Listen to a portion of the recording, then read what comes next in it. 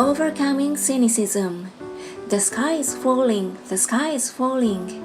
Most of us know the story of Chicken Little, who ran around warning the barnyard of impending doom.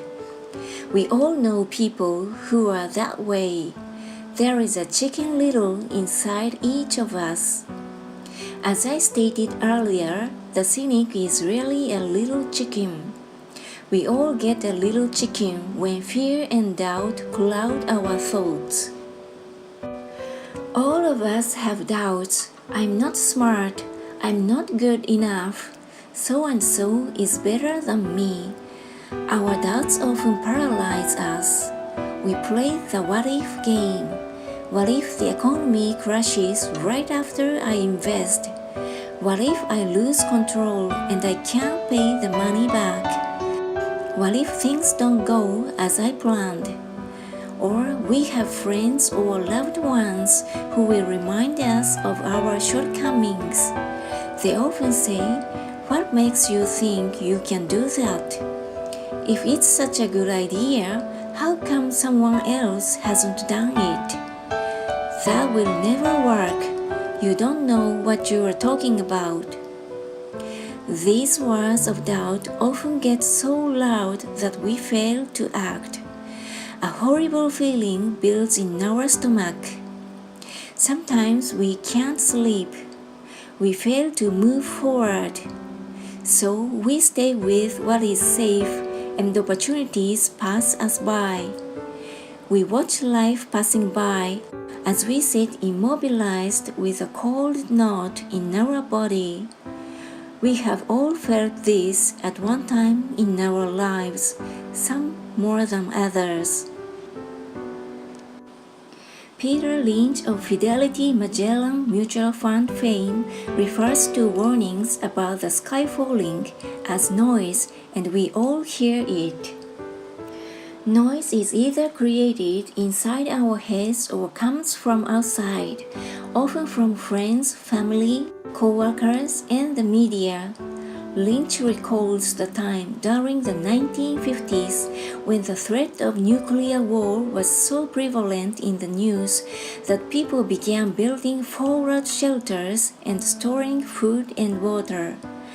If they had invested that money wisely in the market, instead of building a fallout shelter, they'd probably be financially independent today.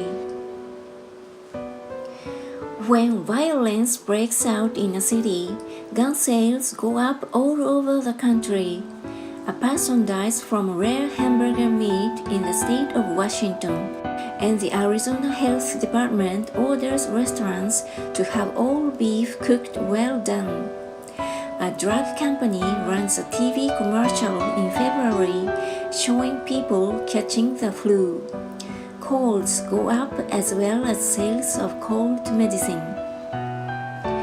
Most people are poor because when it comes to investing, the world is filled with chicken littles running around yelling, "The sky is falling, the sky is falling." And chicken littles are effective because every one of us is a little chicken. It often takes great courage to not let rumors and talk of doom and gloom affect your doubts and fears. But a savvy investor knows that the seemingly worst of times is actually the best of times to make money. When everyone else is too afraid to act, they pull the trigger and are rewarded. Some time ago, a friend named Richard came from Boston to visit Kim and me in Phoenix. He was impressed with what we had done through stocks and real estate. The Phoenix real estate prices were depressed. We spent 2 days showing him what we thought are excellent opportunities for cash flow and capital appreciation. Kim and I are not real estate agents. We are strictly investors. After identifying a unit in a resort community, we called an agent who sold it to him that afternoon. The price was a mere $42,000 for a 2-bedroom townhome. Similar units were going for $65,000. He had found a bargain. Excited, he bought it and returned to Boston. 2 weeks later, the agent called to say that our friend had backed out. I called immediately to find out why. All he said was that he talked to his neighbor and his neighbor told him it was a bad deal. He was paying too much. I asked Richard if his neighbor was an investor. Richard said he was not. When I asked why he listened to him, Richard got defensive and simply said he wanted to keep looking. The real estate market in Phoenix turned, and a few years later, that little unit was renting for $1,000 a month, $2,500 in the peak winter month.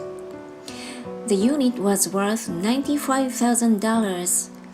All Richard had to put down was $5,000, and he would have had a start at getting out of the rat race. Today, he still has done nothing. Richard's backing out did not surprise me. It's called buyer's remorse, and it affects all of us. The little chicken won, and a chance of freedom was lost. In another example, I hold a small portion of my assets in tax-lien certificates instead of CDs. I earn 16% per year on my money, which certainly beats the interest rates banks offer on CDs.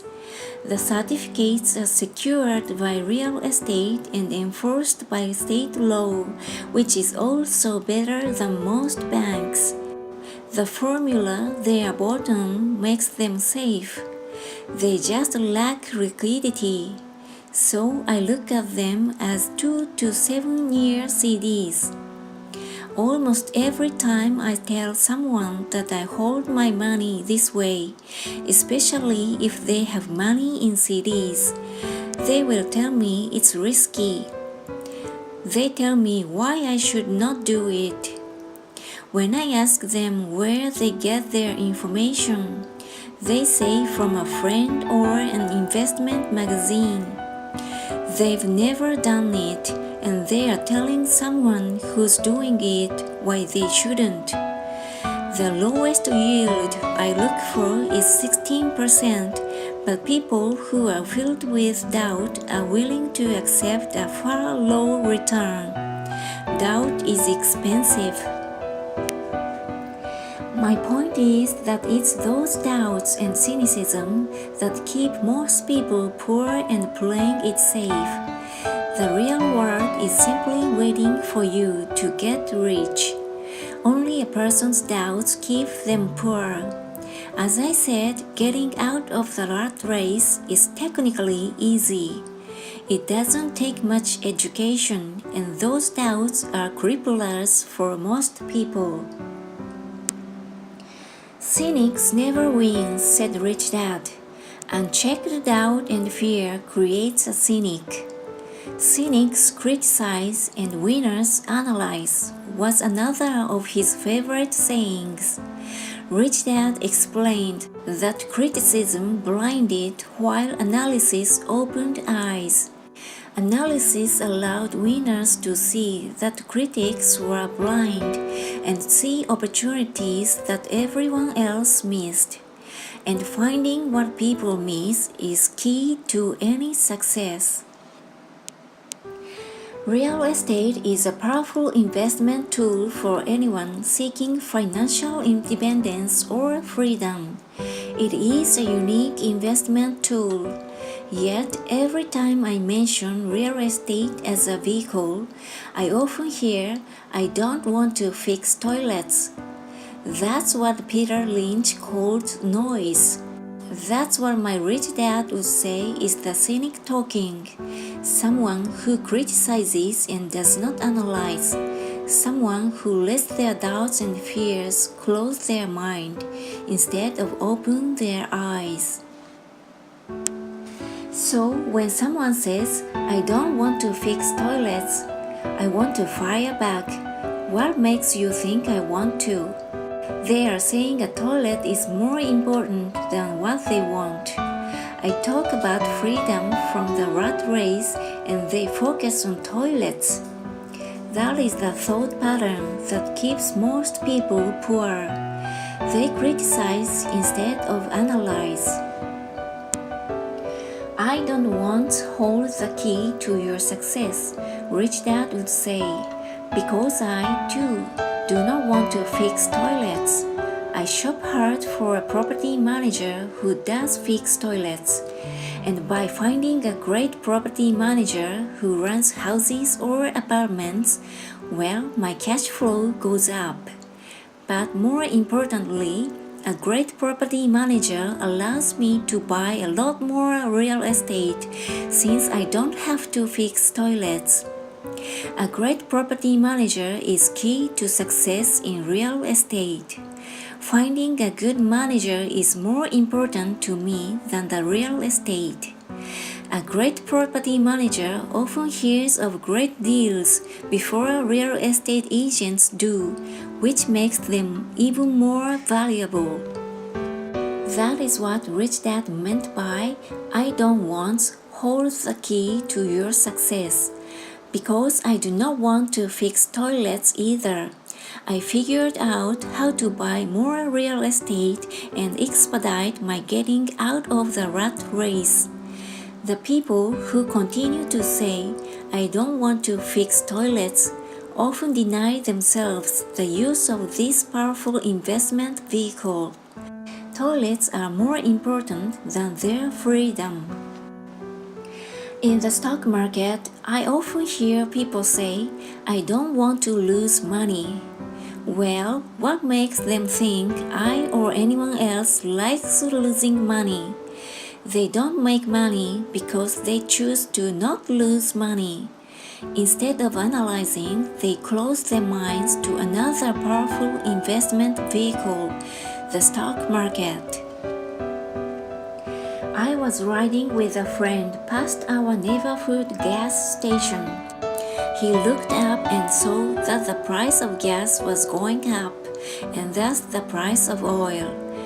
My friend is a worrywart or a chicken little. To him, the sky is always going to fall, and it usually does on him.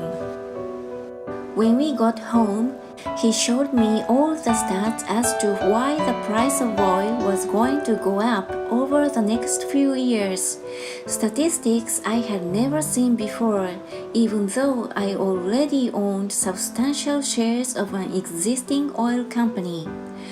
With that information, I immediately began looking for and found a new undervalued oil company that was about to find some oil deposit. My broker was excited about this new company, and I bought 15,000 shares for 65 cents per share. 3 months later, this same friend and I drove by the same gas station, and sure enough, the price per gallon had gone up nearly 15%.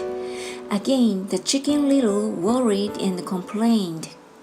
I smiled because a month earlier, that little oil company hit oil, and those 15,000 shares went up to more than $3 per share since he had first given me the tip. And the price of gas will continue to go up if what my friend says is true. If most people understood how a stock worked in stock market investing, there would be more people investing to win instead of investing not to lose. A stop is simply a computer command that sells your stock automatically if the price begins to drop, helping to minimize your losses and maximize some gains. It's a great tool for those who are terrified of losing.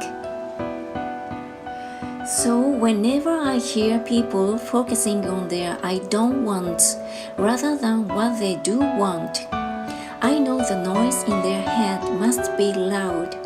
Chicken Little has taken over the brain and is yelling, "The sky is falling and the toilets are breaking." So they avoid their don't wants, but they pay a huge price. They may never get what they want in life.